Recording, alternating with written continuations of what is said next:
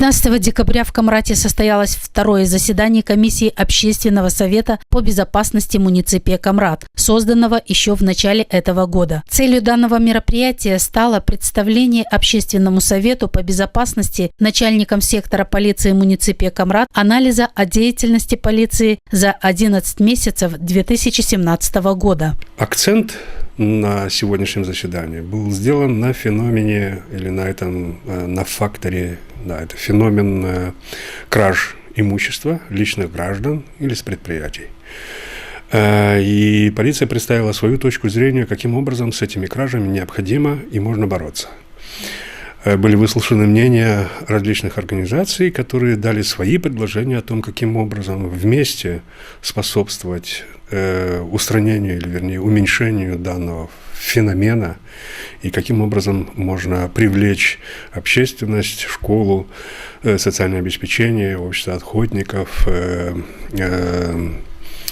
соседское наблюдение, других лидеров, гражданское общество, неправительственные организации, для того, чтобы бороться с этим феноменом и донести до каждого жителя города, как предупредить подобные преступления. Из общего числа зарегистрированных преступлений по кражам имущества больше всего краж мобильных телефонов, которые в основном происходят в местах большого скопления людей, на рынках города, в центре, в парке. Также было предложено, чтобы в этих местах были установлены камеры видеонаблюдения, которые, по словам участников мероприятия, смогут повлиять на психику преступника или оказать помощь при установлении личности преступника. Надо начинать с себя, надо начинать с семьи. Надо начинать с организаций, надо начинать с телевидения, обобщить вот это все и бороться с теми недугами, которые встречаются в обществе. Я имею в виду сейчас про кражи, про драки, про злоупотребление наркотиков, алкоголя или других преступлений, которые имеют в обществе. Наши люди забывают те нравственные морали, которые Господь вложил в наши души, а именно не крадить чужого своего близкого. И второе, человек, который крадет, он никогда не принесет себе пользу от этого. Он всегда будет в ущербе этого. О проделанной работе в дошкольных учреждениях рассказала психолог камратской полиции Марина Перрон.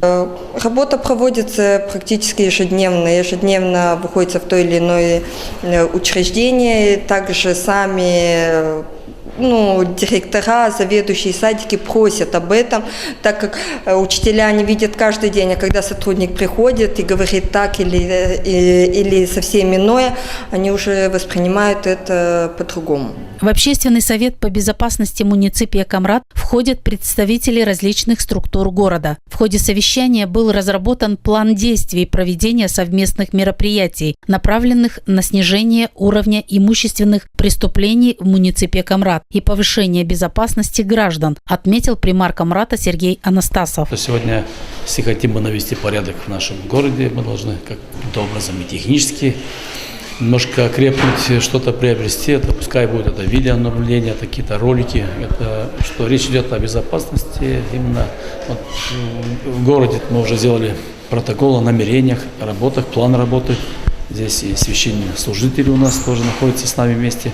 И вот по этому плану, который сегодня у нас был сделан, будем работать для того, чтобы наш город стал более безопасным. Участники Общественного совета по безопасности муниципии Камрат обсудили о планах мероприятий, которые еще предстоит совместно провести. Также много обсуждений было о запуске кампании под названием «Соседские наблюдения». Людей призывают сообщать инспекторату полиции о правонарушениях, свидетелями которых они стали. Организаторы данного мероприятия еще раз проинформировали общественность Гагаузии, для чего нужно объединять партнерские отношения местной власти, гражданского общества и полиции, и каким результатам эта работа приведет.